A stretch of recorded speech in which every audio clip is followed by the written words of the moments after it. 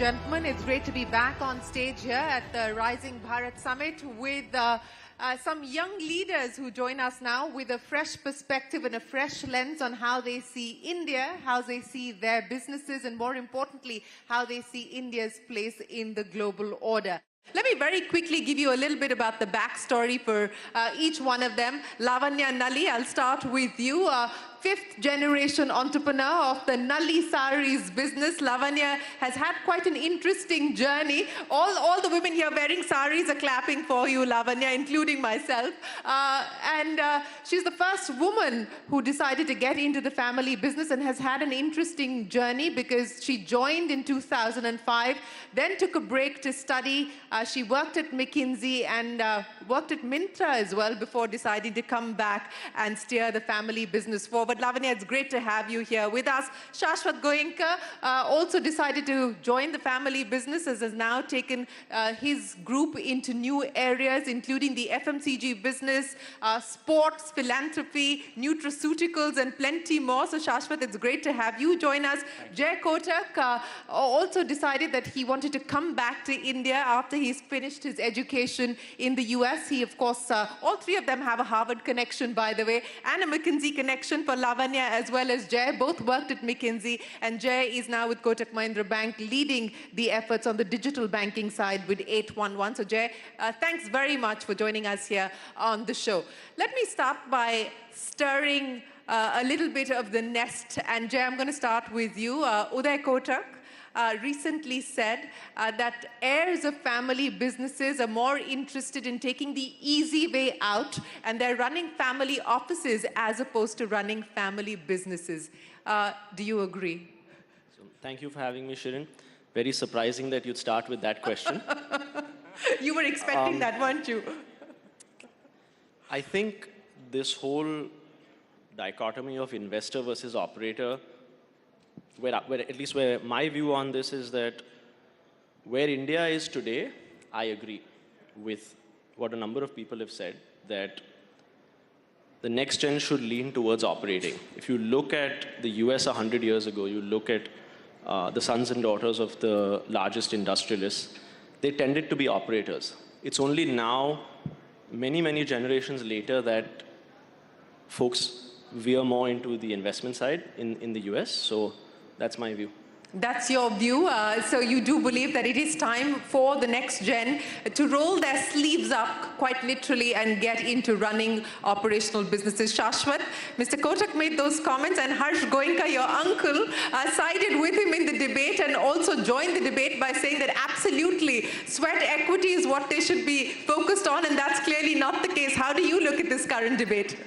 I think I have a different point of view, right? And I think it's not either or, and I think you can do both, right? And I think it's important that you do both. I think today, the wealth creation opportunities that are available, it becomes important to look at your family office and to see how best you can invest what's in there to grow that, right? Whether it's to incubate startups, whether it's to create businesses that can give you inordinate value. And invest in those businesses. But I think it's equally important to also be active in operational roles or in operational businesses, operations businesses as well, because that is when you really get a pulse of what is going on, whether it's the consumer, whether it's the supply side, whether it's the entire value chain that you look at, whether from manufacturing to whichever way, right? So I think it's important to look at both. And I think when you look at next generations, and three of us are sitting here, fifth generation, seventh generation for you, and second generation for Jay, yes. Exactly. And I think all of us are running some business or the other, while we're also looking at the family office and investing further. So I think it's about doing both and so they don't have to be mutually exclusive. You can do both. But Lavanya, this issue of ownership and management has been discussed ad nauseum over the years, and it perhaps has to be looked at in a more nuanced way, because when family-run businesses take inheritors to run the businesses, they're accused of not bringing in professional management, they're accused of not bringing in the right talent and focused much more on inheritors. But now the question is, if you actually do the opposite, then you're being accused of not doing enough. So how do you look at this, Lavanya? I think excellent question. The way I look at it, I think a generation before, or even just 20 years, 10 years, 20 years ago, the next gen would enter the family business not because they wanted to, because they didn't have a choice. So I felt that it was a little bit of pressure on both sides, right? It is a testimony to our country that we have this, the kind of opportunities that we do today, that children of family businesses, professionals, anyone who is probably graduating today has so much of choice in terms of they can follow their calling and they don't have to worry about financial sustenance. So that's one that I'd say it's good that people have a choice and they can choose to become an operator in the business or not. Having said that, to the point Lavanya, about... can you just hold up your mic, please? Sorry. Yeah. To the point about... does it help to be an operator in your own business? Yes, I do think so. And I think there are families that have done this really well. The Murugappa group has done this beautifully. They have a leadership rotational program. Typically, these were things that you would see in large organizations like Unilever, you know, the Tatas.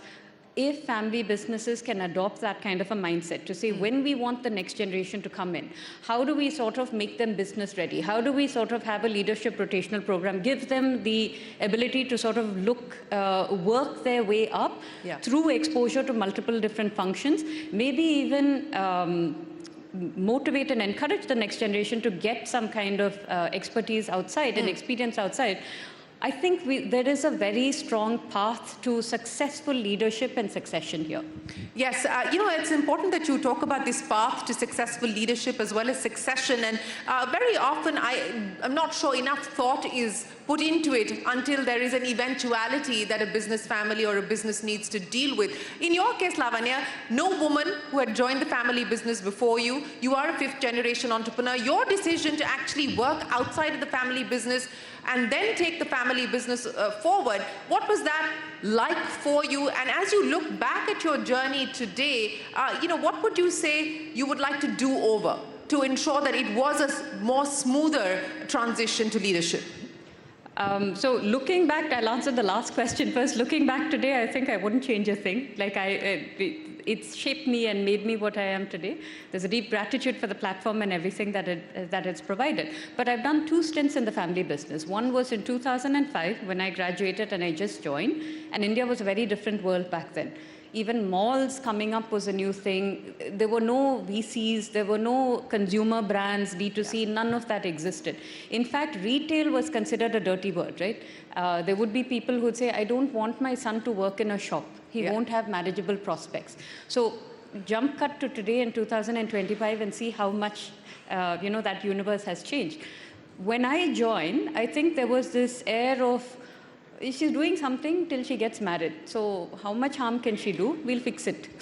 How much harm can she do? We'll fix it. Yes. That was what you had to deal with. So but the benefit of that, and it's a matter of perspective, you can get away with mistakes because you're not being scrutinized, right? My brother, on the other hand, who's 5 years younger than I am, when he joined the business, same age, same level of inexperience, was scrutinized, right? Because there is a weight of expectation on them.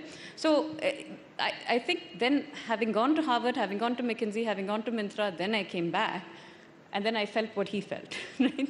So I think it's a matter of perspective. Having said that, I do believe that having a very thoughtful, intentional sort of leadership program, even for heirs in the business, whether it's external, professional, or heirs, is just a no regrets move, right? Because it's your company. You want to set it up for success. You want to set it up for longevity.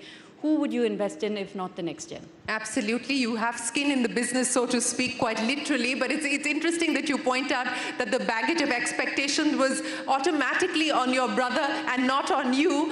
And you had to go through several hoops to be able to prove your mettle. But Shashwat, you know, retail clearly is not a bad word for you. So let's talk about this new India and the new ways of looking at business. And let's start by talking to you. You know, you've inherited this business. You're a 7th generation entrepreneur. But as you look at India today, why did you feel that these are the new areas you want to branch out to? Why did you feel FMCG was a play you wanted to bet on, or retail was a play that you wanted to bet on? And clearly it didn't impact your marriage prospects. So, you know, I think when you look at just the macroeconomic scenario of India and, you know, the demography of India, 70% of India today is under the age of 34. And 10 years ago, when I started working, they were under the age of 24, right? And we were trying to size that market and see they are going to become the spenders of tomorrow, the earners of tomorrow. And therefore, there is a huge consumer tailwind in a way that India's demographic allowed it to have, right? And that was what we wanted to capitalize on when we looked at our consumer businesses. So whether it was retail or whether it was FMCG, right? From Tuyam to our personal care ventures, Naturally Within, to even our nutraceutical venture as well. And I think consumerism is only growing. And I think when you look at the Gen Zs who are coming into the consumption economy as they grow older, you know, there is a lot of instant gratification that they want. The concept of accumulation or saving is not something that is inherent to them. They've, like we were talking before this, they've grown up in a world of abundance where they've always gotten whatever they wanted. They've not seen scarcity to the extent our forefathers may have seen, right? And so therefore, everything is an instant gratification that they want. They want it here, they want it now. And that just lends very well to how consumption works.